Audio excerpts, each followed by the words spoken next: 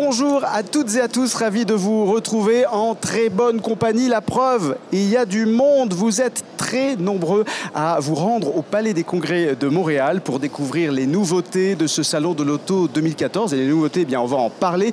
On va en particulier faire un gros plan, un zoom sur les voitures électriques, les voitures hybrides et les innovations les plus marquantes des constructeurs présents. C'est le direct du salon de l'auto et c'est maintenant.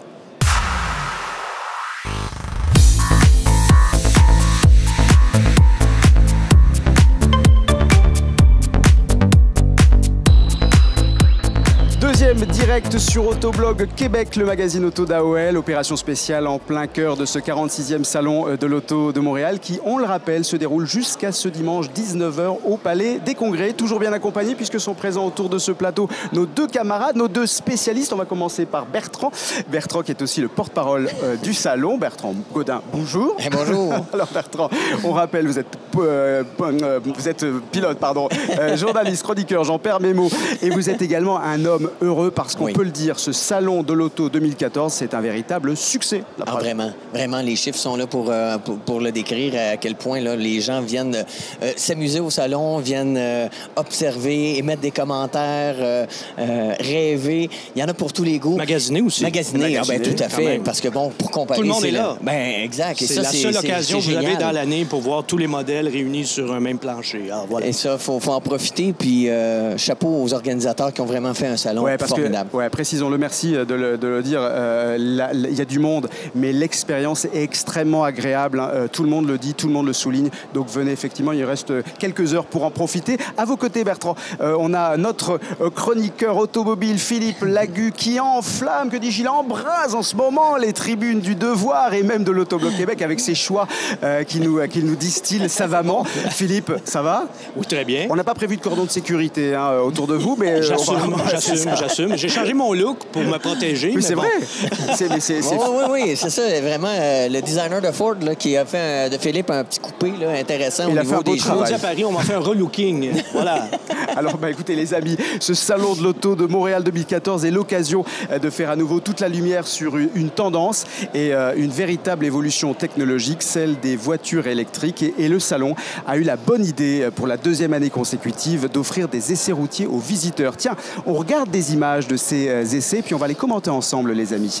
Initiative, on le précise, en partenariat avec CAA Québec et le ministère des Ressources naturelles. Alors, c'est simple, les visiteurs s'installent au volant d'un des 8 modèles de voitures électriques à l'essai.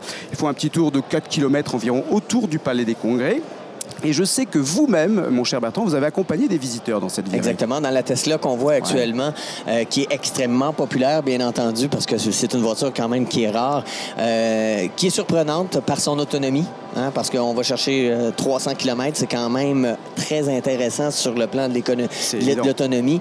Et quand même, le confort de roulement est vraiment surprenant. Il faut l'essayer, vraiment. La motorisation électrique, en plus, elle est puissante. On a beaucoup de couples. C'est vraiment une voiture qui plaît. Alors, on note 3 freins principaux auprès des acheteurs quand on parle de voiture électrique. L'autonomie, le prix élevé et la fiabilité. Est-ce que ce sont des idées reçues ou pas, Philippe, Bertrand? Les 3 freins, je dirais plutôt l'autonomie. Oui. Parce que, dans le cas du prix, oui, c'est vrai, mais il ne faut pas oublier qu'il y a des subventions gouvernementales, d'une part. 8 000. Parce que c'est sûr qu'une Tesla, c'est cher. Bon, mais c'est aussi une voiture de grand luxe. C'est une voiture qui se vend entre 75 et 100 000 $, mais c'est une voiture de luxe avant d'être une voiture électrique. Ne l'oublions pas. Si on y va pour une Nissan Leaf, par exemple, là, on tombe dans des prix beaucoup plus abordables, ou encore avec une Chevrolet Volt. Et dans le cas de l'autonomie, ça, évidemment, oui, c'est un gros problème, surtout pour une voiture 100% électrique. Bon, évidemment, la Tesla, elle est chère, mais le surcoût que vous payez pour une Tesla, c'est d'avoir une batterie beaucoup plus puissante également. Dans le cas de la Leaf, là, vous êtes un peu plus restreint côté autonomie. Ça, vraiment, il faut le gérer, il faut le calculer. Et pour ce qui est de la fiabilité, moi, je vous dirais que c'est le dernier de mes soucis là, avec une voiture électrique. Il y a presque pas de composantes électriques. Ça risque probablement d'être plus fiable qu'une voiture conventionnelle. Et c'est pour ça la motorisation. Faut distinguer 2 choses. La motorisation électrique, c'est une motorisation qui est fiable, c'est performant. Oui, aussi. Maintenant, l'énergie qui fait fonctionner ces moteurs électriques-là, là, on a 2 philosophies. Oui, on veut le faire avec des batteries, sauf que les batteries sont pas encore tout à fait au point pour nous donner l'autonomie.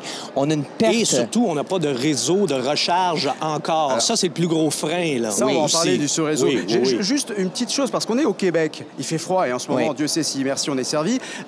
Justement, l'autonomie des batteries est divisée par deux, c'est ça? Hein? Oui, ça, oui. Par contre, ceux qui pensent que ça ne part pas l'hiver, c'est le contraire. Vous avez une batterie géante. Oui, ça, pour partir, ça part. Alors, vous parliez, Philippe, de ce réseau électrique. Effectivement, le circuit électrique, on le précise, fait un gros effort en ce sens depuis plusieurs années, avec plus de 250 bornes disposées à travers toute la province. Le ministère des Ressources naturelles également s'implique. Tiens, on voit ici quelques images de leur démarche sur ce salon pour sensibiliser les visiteurs. Vous dites, au Québec, il n'est pas encore assez développé à vos yeux, ce réseau, Philippe, Bertrand? Bien, le réseau n'est pas encore assez développé, d'autant plus mais que... on y travaille. Mais on y travaille. Puis regardez, on est à l'âge de pierre de la voiture électrique. Il ne faut pas dire que ça ne marchera pas. Ouais. Moi, j'y crois, ça va fonctionner. Moi aussi. Maintenant, il y a de l'évolution à faire. On est en train de le faire et les manufacturiers font des pieds et des mains pour faire des structures plus légères, faire en sorte de récupérer l'énergie, soit par Ford qui ont dévoilé tout récemment un toit en cellule de photovoltaïque amélioré, qui va faire qu'en 12 heures, on va avoir l'équivalent d'une recharge de 4 heures. Ça, c'est une chose. Mais en partant, il faut dire que la voiture électrique, elle répond à un besoin, à ceux qui ne feront pas peut-être beaucoup de kilométrage. Oui, effectivement. Et elle a sa place. Et quand il y aura autant de bornes de recharge sur le réseau routier qu'il y a de stations-service, il va s'en vendre des voitures électriques. Là. C'est certain. Comme a dit Bertrand, on commence. C'est le début de tout. Là. Et peut-être une des solutions va être le fait que lorsqu'on va arriver à une station, on change la batterie tout simplement. Donc, en 5-10 minutes, on va repartir et puis c'est le plus problème rapide que changer un moteur. Oui. Voilà. Alors, si les voitures électriques restent tout de même un marché, on va le dire, de niche, oui, pour en revanche, oui. Celui des voitures hybrides poursuit son développement auprès du grand public. Quelques images de certains modèles présentés dans le cadre de ce salon de l'auto 2014. Tiens, la Prius tout d'abord de chez Toyota. On la voit ici. Je pense qu'on voit un autre modèle qui était présenté à ses côtés. Oui, là, vous avez vu, c'était écrit plug-in. Exactement. Et là, c'est là qu'il est important de faire la distinction pour les gens. Vous avez les hybrides, vous avez les hybrides rechargeables et vous avez les voitures 100% électriques. Alors, une hybride, le nom le dit, vous avez deux moteurs, une petite motorisation thermique conventionnelle et une batterie géante qui fait office de deuxième moteur. Lorsque vous avez une hybride rechargeable, comme la Prius plug-in ou la Chevrolet Volt, qui est une hybride rechargeable, là, vous pouvez rouler en mode 100% électrique, même sur l'autoroute, même à 100 ou 120 km/h. Vous avez une autonomie variable entre 60 et 80 km selon les conditions. Donc, si vous habitez, exemple, assez près de Montréal ou assez près de Québec et vous allez travailler à tous les jours en ville, vous pouvez rouler en mode strictement électrique avec votre hybride rechargeable. Sauf que l'hybride rechargeable a un avantage sur la voiture 100% électrique, c'est que si vous voulez aller à Trois-Rivières ou à Québec, il n'y a aucun problème. En partant de Montréal, vous avez, lorsque votre batterie n'aura plus d'énergie, le moteur thermique va prendre le relais. Mais est-ce qu'il y a une technologie en particulier que vous privilégieriez parmi toutes ces trois technologies? C'est certain ce que Volt font. L'hybride rechargeable. Et on le voit avec la i3 de BMW qui ont opté un peu pour rassurer justement en termes d'autonomie. Mais il faut faire attention, le moteur thermique agit seulement comme un générateur. C'est pas lui qui va générer la puissance aux roues. Donc, à ce moment-là, oui, le moteur électrique se développe d'une façon, mais on va trouver une autre façon, peut-être éventuellement, de faire en sorte d'augmenter l'efficacité des batteries, ce qui va faire en sorte que, bon, déjà, ces moteurs-là seront déjà bien au point à cause qu'on l'a... Mais dans le fond, la Volt fonctionne comme une locomotive. Mais déjà, l'hybride, c'était un pas en avant. L'hybride rechargeable, c'est un autre grand pas en avant. Parce que là, pour l'instant, on a vraiment le meilleur des deux mondes. Pour l'instant, c'est la technologie la moins limitative, la moins restreinte, la moins astreignante. Mais on s'en va tranquillement vers l'automobile 100% électrique. Et dernière chose que je dirais, c'est que les voitures hybrides et hybrides rechargeables, elles sont dans le paysage automobile pour rester. Oui.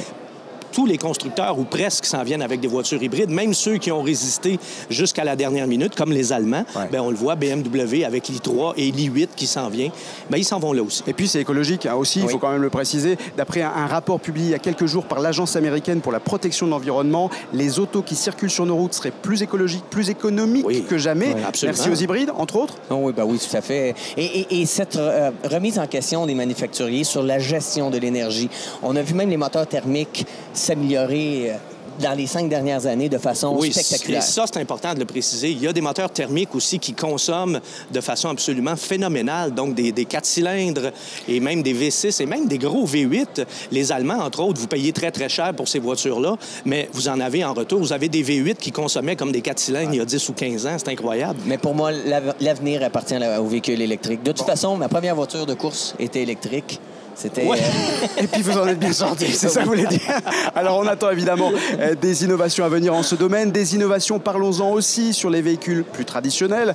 Cette année encore sur le Salon de l'Auto de Montréal, beaucoup de constructeurs ont fait montre d'ingéniosité et d'audace en la matière. Voici en images quelques-unes de ces technologies nouvelles observées sur les stands des constructeurs. Alors on voit qu'il y a beaucoup d'écrans, beaucoup de liens avec Internet cette année, positionnement GPS toujours plus précis, plus convivial, comme on le voit. Une application intéressante chez Buick avec le Quiet Tuning qui atténue les bruits ambiants dans l'habitacle. Chez Honda, toujours des écrans et puis un système qui relie le véhicule à vos applications mobiles.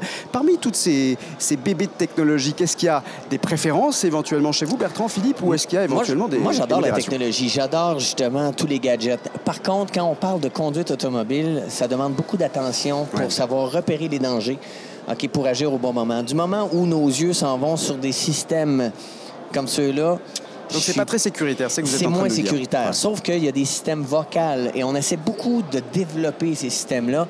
Et ça, je trouve ça totalement Mais que ce soit des systèmes qui fonctionnent par commande vocale ou que ce soit des systèmes qu'on est obligé de manipuler par des commandes au volant, il en demeure pas moins que votre attention est stimulée constamment.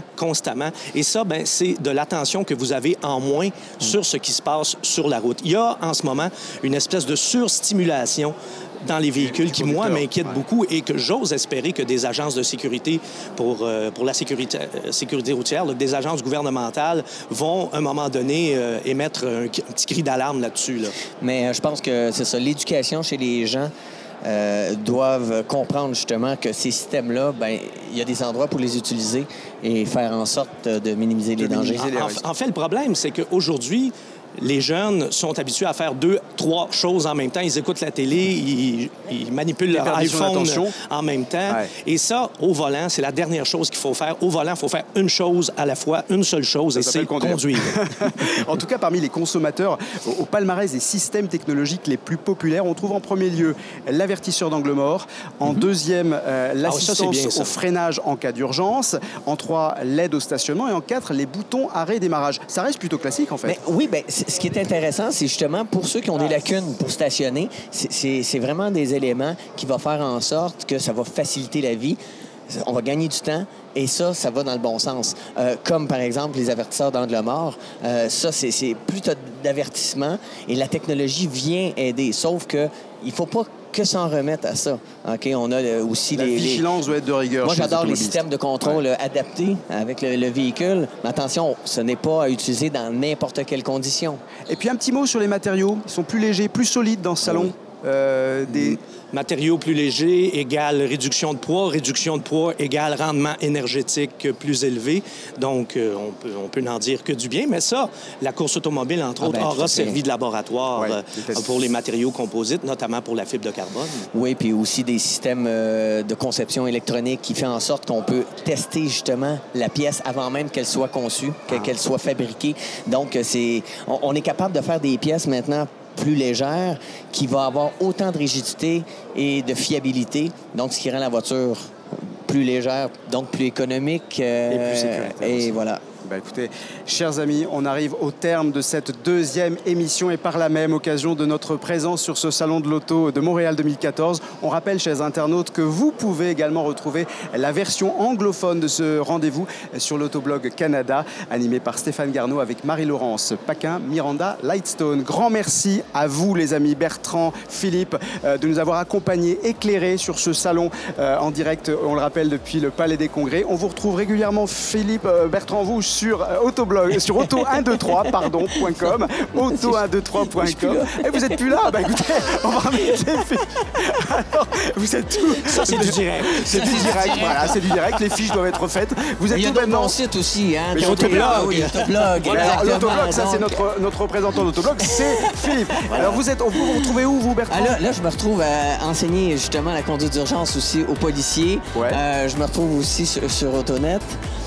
Donc, j'en profite toujours mais c'est ça, Auto 1, 2, 3. Salut à toutes les c'est une plateformes belle équipe qui est de passionnés aussi. et qui rendent effectivement l'automobile plus agréable et plus pratique. Philippe, vous, on a toujours plaisir à vous lire chaque semaine sur les colonnes du quotidien Le Devoir et donc sur l'Autoblog Québec. Ce salon de l'auto 2014 ferme ses portes, on vous rappelle, ce dimanche 26 janvier 19h. Si ce n'est déjà fait, rendez-vous au Palais des Congrès de Montréal. Toutes les infos pratiques sont sur le www.salonautomontréal.com. Bonne fin de salon à tous et grand merci pour votre présence.